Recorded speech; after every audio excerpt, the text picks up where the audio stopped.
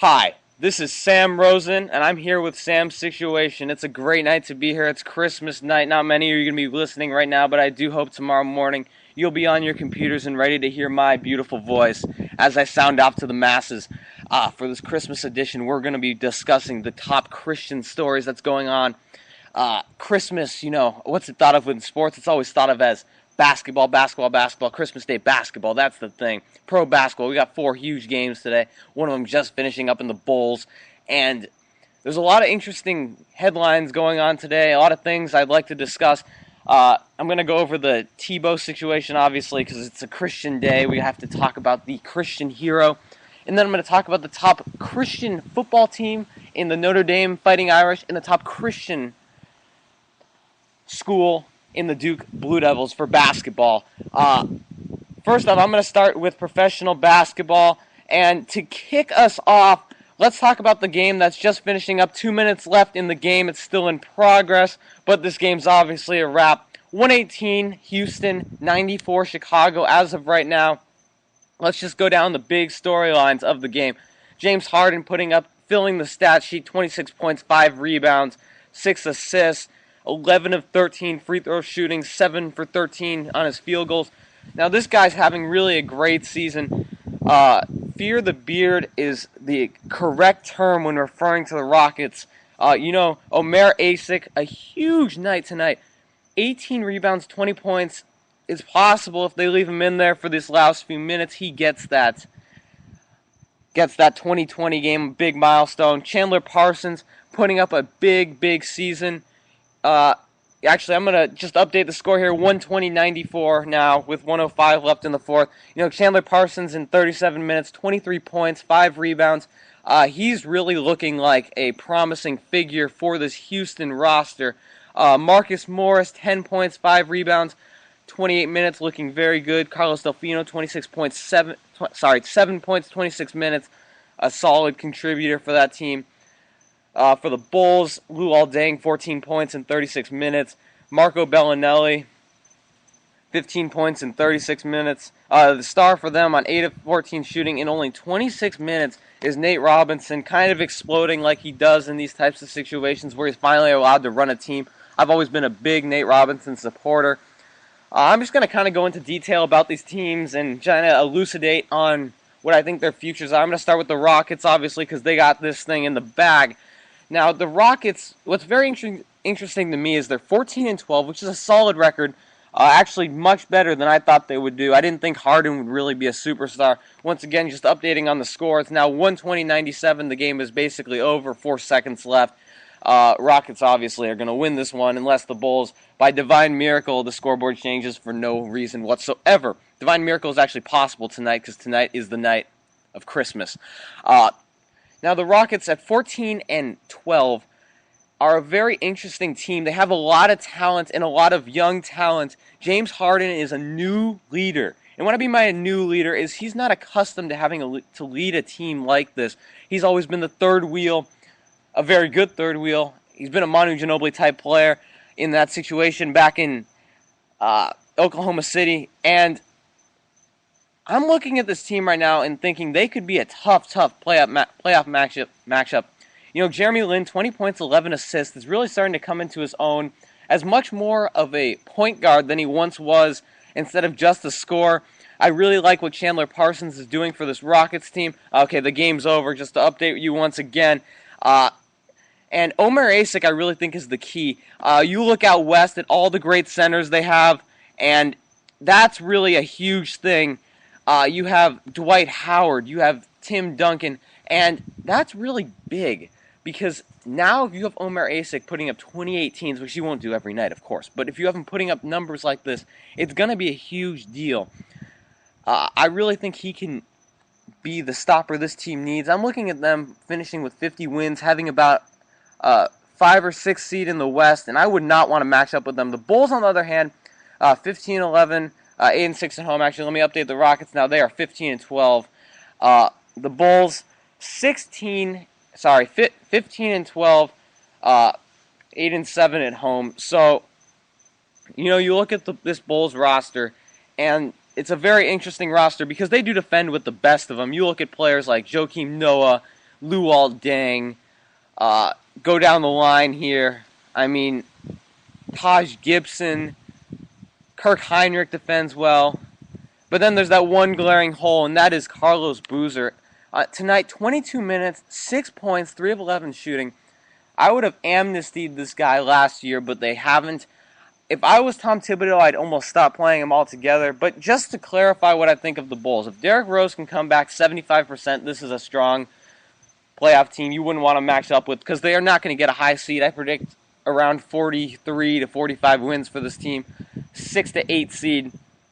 But when Rose gets back, you could see this team start to put up the points they need to. You know, Nate Robinson has averaged 10.8 points per game this season, actually 27 points tonight, and he's looked very good, but he's not going to be like this every night. Luol Deng has been asked to carry a lot of the scoring load this year at 17.8 per game, but he's not a lead scorer. Joakim Noah averaging 13.5 points per game. That's 4.3 points per game over what he's averaged in past seasons. So Noah, once again, is another great stopper. But all these stoppers, you can't win if you can't score. They always say defense wins championships. Well, you need a damn good offense too, and you have to have it to win ball games.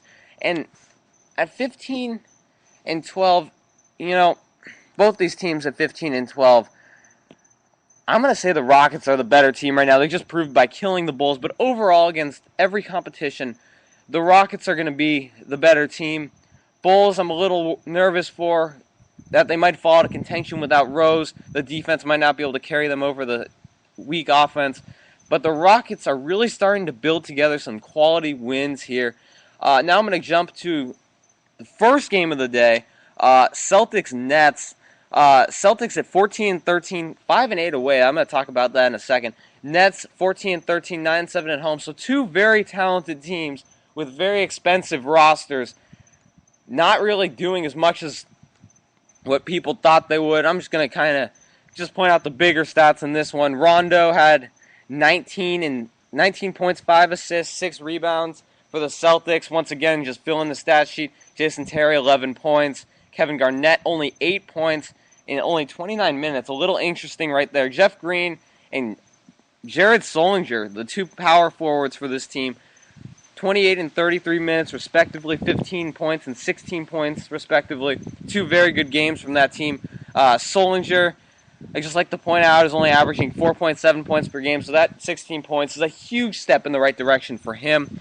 For the Nets, a very, very solid game all around. Deron Williams didn't do much, 10 points, 6 assists. Same with Joe Johnson, only 12 points. Joe Johnson averaging 17.2 points per game, usually a much more dynamic scorer than that.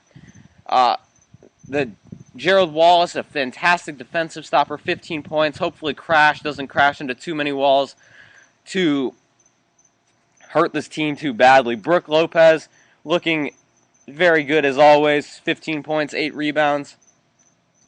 And to me, these two teams are going in completely different directions. Like the Lakers, the Nets are starting to finally gel, in my opinion. While they haven't been winning a lot, they actually lost 7 of 9 at one point. How awful is that? They do seem to be playing a little more in cohesion. The Deron Williams-Joe Johnson combo working a little better. So, you know, that team seems to be on the upslope. And then the Boston Celtics, you got to face the facts. They're going downhill fast, and this is not a team that's going to get better in a hurry. You know, Avery Bradley's been hurt. Leandro Barbosa's been hurt, but Jaron Solinger is not going to be a guy who's going to win you championships. And with the Asian core of this team, Kevin Garnett and Paul Pierce, Rondo's not going to be able to carry this team by himself. He's going to need someone else to come in. I'm looking at this team finishing with about 50 wins and not being too tough of a playoff matchup with this team tired. The Nets, on the other hand, could be very scary. With their record sitting as it is, I'm guessing they're going to be the 4 seed out east.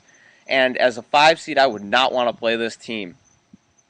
Now I'm going to jump to the Thunder Heat, the rematch of the finals, and maybe the most intriguing game out of all the games today. At 103-97, the game was with just a few seconds left, 95-96 Heat. You know, you got to just look down the line here at all the great players. But Kevin Durant, once again, with a great night, 33 points. Serge Ibaka, 15 points, 6 rebounds, only 1 block, kind of surprising for him. Russell Wilson, 21 points, 11 rebounds. That's almost Jason Kidd-like in that rebound amount. Kevin Martin, 15 points. Kevin Martin, just take a look at his stats quickly. 15.7 points per game on offense where he's not going to get a lot of looks. He's been fairly good this season, filling in for the guy, the beard we already talked about earlier. For the Heat, Dwayne Wade, 21 points. Mario Chalmers, 20 points. A big game from him. Chris Bosh, 16 points. I do like on ESPN right now, Chris Bosh is labeled as a center. I've always thought that is funny because he is definitely not a center. LeBron James, 29 points, 8 rebounds, 9 assists. I can't really say much more. Shane Battier, 24 minutes, 0 points. I just like to point that out. That's a pretty shocking line. Ray Allen, obviously starting to go into his decline, only 7 points. This was a rematch of the finals, and I watched the entire game, and to me, it looked like the Heat finally tried. The Heat tried, and it's been a big thing for them because they're sitting at 19-6 as of right now. But from what you hear around the league, they're not even trying. That makes them the obvious favorites in my mind to go home and take the championship. Such a great, talented team they are, and it's really not fair to the rest of the league to have LeBron James and Dwayne Wade on the same team. And just speaking of LeBron, I mean, there's no one better than this guy, and there hasn't been anyone better in a very long time. I don't think Kobe ever reached this level of perfectness in his all-around game. Obviously, at points has been a much better scorer, but LeBron James is just such a great player.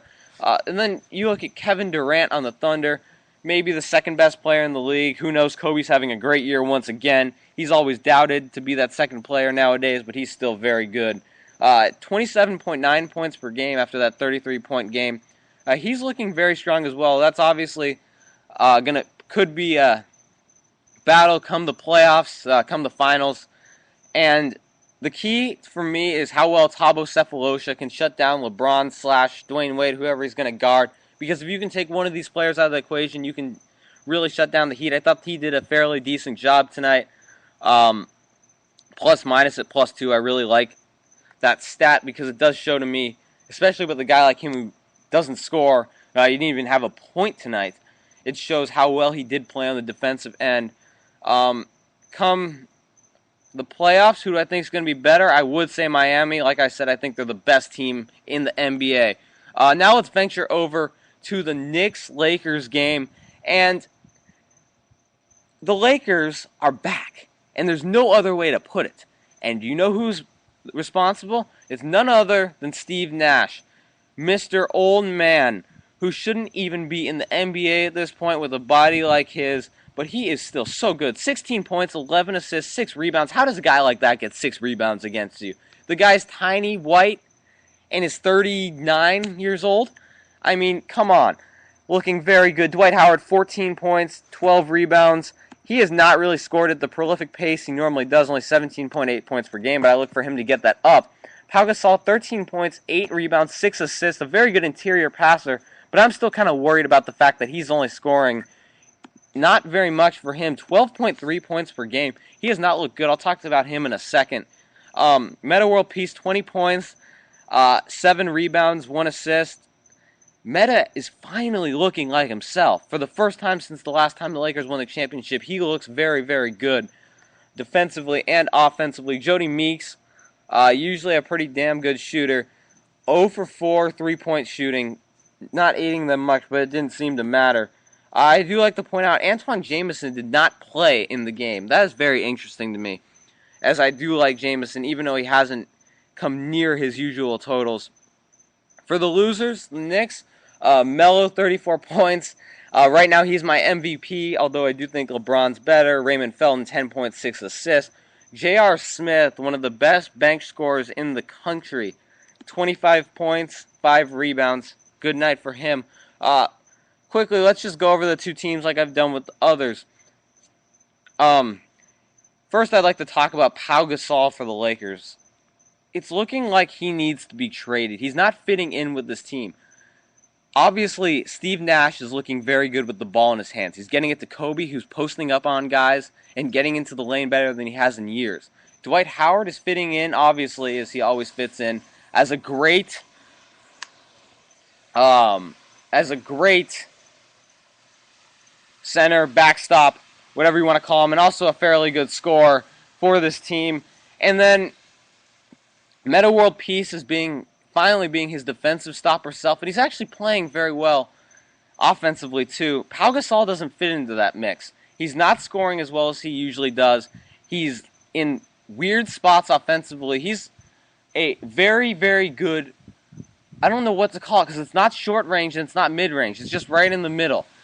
That's his range, and they have him playing outside on the three-point line sometimes, just like Mike Brown did, which was my big problem with Mike Brown. Look for them to trade him. I'm almost hoping for Andrea Bargnani. I think he would do wonders for this team, even though he's struggled this season. Then you look at the Knicks, and this Knicks team is so much better than I ever thought they would be, but starting to struggle and show a little nickishness, if you will, as of late. I look for Jason Kidd to struggle down the stretch. That could be a problem for this team, as he's been very, very good. But if he begins to struggle, that means you're going to have to look to guys like Pablo Prigioni more, who's also old himself. Steve Novak, who, while he's a great knockdown shooter, is not much of a defensive player. Ronnie Brewer, a great defender, but he can't shoot very well. So if Jason Kidd falters, this team, I feel, is going to falter. Looking who's better between these teams, I have to say right now, after winning 5 straight, the Los Angeles Lakers look like the more talented team, but you can't argue with a 20-8 record. The Knicks, I would say, are the better team. Okay, we're going to jump ship, and I'm going to talk about everyone's favorite topic, the most overused term in the entire world. Oh no, it's not OMG. It's, OMG right now. It's Tim Tebow. Of course, we're talking about Tim Tebow on Christmas, the Christian holiday, for a Christian man. He's very Christian, by the way, if you haven't noticed. ESPN also likes him. I haven't brought that up in a while, but ESPN does like him, with his shirt off. A lot. I will always wonder why. There's a lot of males there. Interesting. Okay, so Tebow, I want to read a quote from Rex Ryan. He said he was disappointed. Talking about Tebow, there was no question he was disappointed he was not named the starter. But with that being said, I'm not going to get in private conversations I've had with players. But it was my decision to put Jeremy, as in Jeremy Curley, in the Wildcat, said Ryan via the Star Ledger's Connor Orr. Rex Ryan saying that just goes to show you how little this team values Tim Tebow and how the rest of the NFL values Tim Tebow. He also said Tebow's performance in the Wildcat, he said, from that standpoint, I thought it would be much more efficient. I thought we'd do some better things out of that Wildcat. It hasn't happened. I'm not blaming it on Tebow. I'm sure there's multiple reasons, but for whatever reason, it has not had the results that I envisioned it for. Well, what do you think, Rex? You haven't given it a chance. He barely gets to play any snaps. And from my perspective, he's really mismanaged this whole situation and made the Jets organization look very bad. Now, I just want to kind of point out something that was on Yahoo that only Yahoo pointed out. I find that kind of funny, as their sports is not usually as well known as their news. On their offensive starting lineup sheet that is given to people before the game, it was listed as Greg McElroy starter, who I'll get to in a second. Greg McElroy is a whole different story himself, of course. Greg McElroy first. And guess who? Second. Not just Tim Tebow, but Mark Sanchez. 2 backup quarterbacks. 2 second-string quarterbacks. It's not first, second, and third. It's first, second, and second. How is that possible? One has to come in the game. I just kind of want to go down the numbers quickly just to kind of elucidate on why Tebow would be feeling the way he does. He says he wants out of New York, and not in much different words, but he obviously does. Let's just kind of go over their college numbers just to make sure you understand the prestige that each of these has had. Tebow in Florida had 9,285 passing yards. Now you go and look at his competition, Greg McElroy, 5,691, obviously playing for Alabama, a much different team, but still, it's the prestige factor. Who's had the Heisman Trophy? Well, that'd be Tim Tebow. Tebow, who's had more rushing touchdowns? 57 for Tebow. That's pretty incredible. McElroy, not exactly known for running, but he did have his fair share. 39. Oh, I'm reading off the wrong one. I'm so sorry. 2 touchdowns. He had 39 passing touchdowns. Passing touchdowns for Tebow. While I'm on the topic, 88. 16 picks Tebow. 10 picks McElroy. McElroy, a very efficient quarterback, but he didn't have much going for him. Known as not a very good quarterback going in the draft, much more of a backup guy. I like to think of, when I think of that type of person, I like to think of Brian Hoyer from Michigan State, drafted by the Patriots before Kirk Cousins got there. And the reason I think of him is because that's the type of guy who gets drafted to be a career backup and never does anything. Well, McElroy's gotten a chance, and he hasn't exactly done a lot with it. McElroy in total in his 2 games, 19 completions, 31 yards, 61.3 completion percentage, 214 yards and a touchdown and a pick.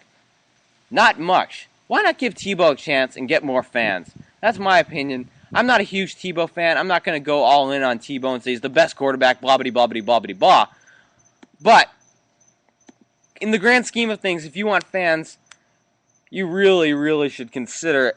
And then just Mark Sanchez, really, I just like to elaborate on his last season in college. 34 touchdowns, 10 picks, 3,207 yards. That's not the numbers of a guy who's going to be an absolute superstar. You have to take a look at that. It's pretty strange why everyone thought he was going to be a superstar. To me, he looked like a mediocre quarterback coming out.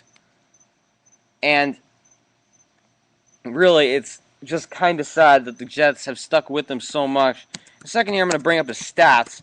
However, I just like to say, from the bottom of my heart, I don't love Tebow's religion, but I love the fact that he brings fans and he's an exciting person to watch. Now let's go back to Mark Sanchez.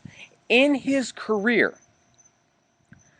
11,887 yards in 4 years. That's not very good. He's only had 1 season over 3,300 yards in 4 years. 1 season he had 26 touchdowns. That was 2011, however, with 18 picks.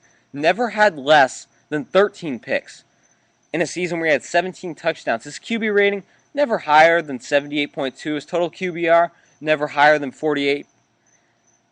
This has never been a very good quarterback, and people expected him to be that type of person. I'm sorry, but he is just not that great. Please give it a rest as far as Mark Sanchez is concerned. It comes down to what the Jets want to do. My opinion is, wherever Tebow can find a place to start, that's the game I'm going to be watching on Sunday because he brings so much fun to the table. And to close up the show, I'm just going to throw in a couple Christian teams, like I said earlier, 2 Catholic schools who have done very, very well this season. 1 in football, 1 in basketball. I'm going to start with the Notre Dame Fighting Irish. They're going to meet Alabama in Miami for the BCS National Championship game on January 7th. It's really a dream matchup. Dynasties, 2 teams. It's been 24 years since they won a championship. After 1988, they went 12-0 in the regular season, and they've looked very, very good, very solid. Brian Kelly is 3rd year in South Bend, and he's looking to coach this team to a national championship. And I don't really think they can, personally. I picked them against the spread, but the spread's pretty big. But, Alabama is a much better team to me than these guys. Everett Golson, I've read a lot of how he's going to struggle. I don't really think that's a huge problem. I think it's a problem. The fact that A.J. McCarron had 26 touchdowns and 3 picks. This is a very good defense at Notre Dame that always relies on picks, fumbles to get the job done. And they're going to need that against Alabama, but 26 touchdowns, 3 picks. That stands out from McCarron. This is also a team that has 2 1,000-yard rushers in Eddie Lacy and T.J. Yeldon. I mean, Theo Riddick and Sear Wood, both very good runners, but not nearly as good as the Alabama guys. In other words, this should be, in my opinion, a blowout game. It could be fairly close, even Notre Dame pulling off the miracle win, in my opinion. But I'm going to predict a score somewhere along the lines of 40-21. That seems about right to me. And I do hope that Notre Dame will win. And I hate to say it because I do not like Notre Dame, but I hate Alabama. I've grown up in a time where Alabama has dominated football just like they did back in the day, and I really, really do hate this team. Quickly, I'm just going to kind of just state my feelings on how this Notre Dame team has done this season. You know, they're number one in the country, deserved or not. Points against 10.3. That's really spectacular. First in the country. Going over their top wins, they beat Michigan State. Michigan State, a vastly underrated team in my opinion. Beat Michigan, beat Stanford, beat Oklahoma. Are they going to beat Alabama? I don't think so, but we will see on January 7th. Switching over to the Duke Blue Devils, the top basketball team in the country, also the top Catholic basketball team in the country. They've really developed a Player of the Year candidate in Mason Plumlee at 19.3 points per game, 11.5 rebounds, really looking very spectacular. Seth Curry taking after Stephen has looked very good. Only in 29 minutes, he's averaging 15.7 points. I really like to see that. Leading the team in assists is Quinn Cook at 6 and 10.4 points. Very nice. Rashid Suleiman, 12.7 points per game. Ryan Kelly, 12.6. So a very, very solid team. Down the stretch, this is always a very solid team. And I keep on saying solid because that's what Duke is. They're the model of consistency. Year in and year out, they're great. They're the number one team in the country. So far, they've beaten, at the time when they played them, the number 3 team in the country in Kentucky, 75-68. The number 2 team in the country, Louisville, 76-71. The number 4 team in the country, Ohio State, 73-68. They've also beaten Minnesota, who has gone on to become a very good team themselves this season, looked very good, at number 11 in the country. 17th in points per game, 80.4, looking very, like I said, solid. Now, as far as the tournament goes, there's going to be some more spectacular teams, but do you ever bet against a Blue Devils team that is really this good? And I'm just going to close out the show here by saying this has been Sam Rose and myself, making history one word at a time. Thank you so much, and I hope you tell all your friends, they get to watch me, enjoy, love, learn, listen, experience, and be enlightened. Thank you.